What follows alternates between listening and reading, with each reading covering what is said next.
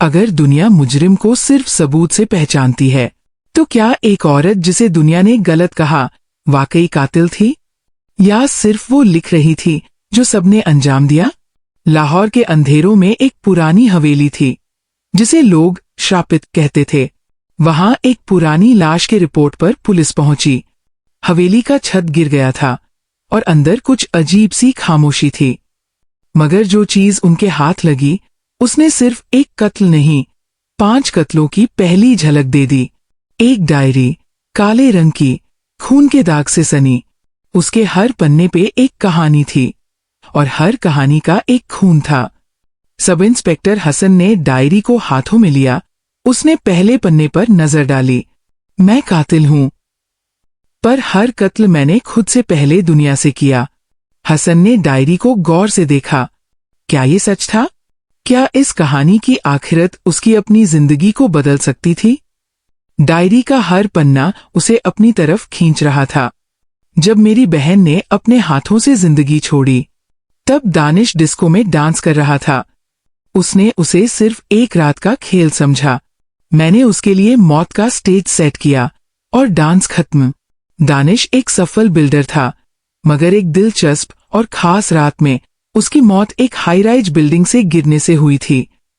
Police ने इसे accident का नाम दे दिया था और केस बंद कर दिया।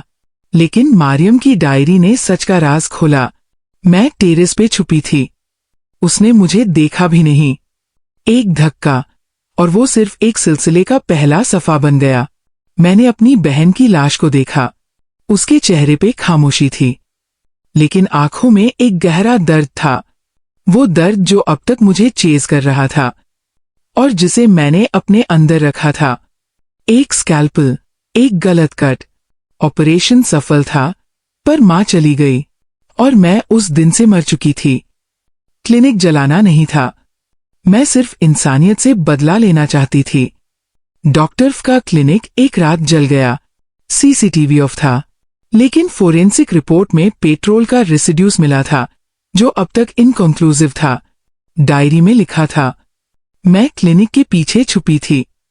जब उसने मुझे देखा, उसकी आंखों में कोई पछतावा नहीं था, बस एक सिगरेट थी। मैंने उसी से आग लगा दी। मैंने अपनी मां के खो जाने के बाद अपने अंदर एक अधूरा इंसान पाया। डॉक्टर को मारकर उसने अपने अंधेरों को बाहर निकाला।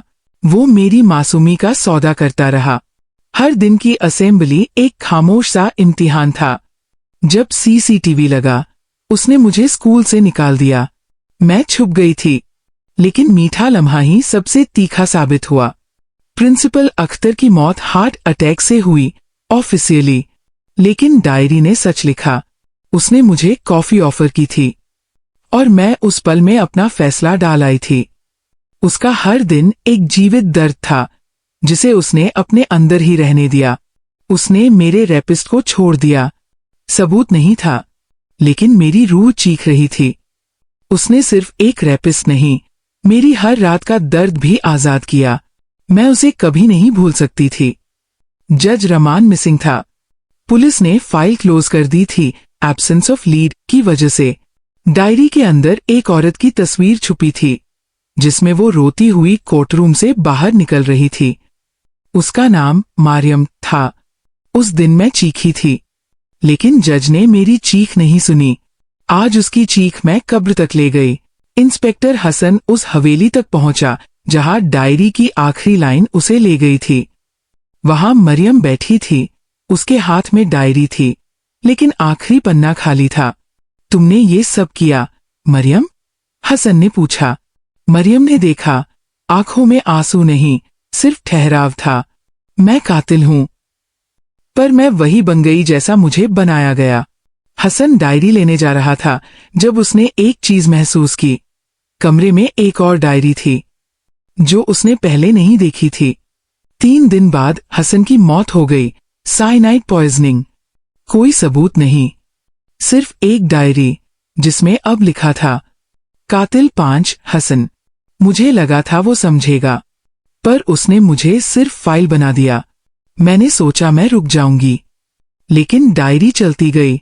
पुलिस डायरी को लॉकअप में रख देती है, मगर 2 दिन बाद डायरी गायब हो जाती है और एक और शहर में एक लड़का रात को डायरी खोलता है। पहला पन्ना खाली, लेकिन लिखने के लिए कलम उसके हाथ में होती है। कभी कभी कत्ल इंसान नहीं, उसका दर्द करता है, और जब दर्द लिखने लगे तो डायरी सिर्फ किताब नहीं, एक मौत का निमंत्रण बन जाती है। अगर आपको मरियम की कहानी में छुपे हुए राज और तीव्र मोमेंट्स का पता चल गया हो तो अभी सब्सक्राइब करें और इस थ्रिलिंग सफर को जारी रखें। क्या आप समझ पाए हैं किसने डायरी को छुपा दिया, और क्या हसन की मौत के बाद भी कोई और दास्तान शुरू हो गई है? डायरी, राज और अनसुलझी पहेलियां, ये सब कुछ सिर्फ एक कदम दूर है। Stay tune for more.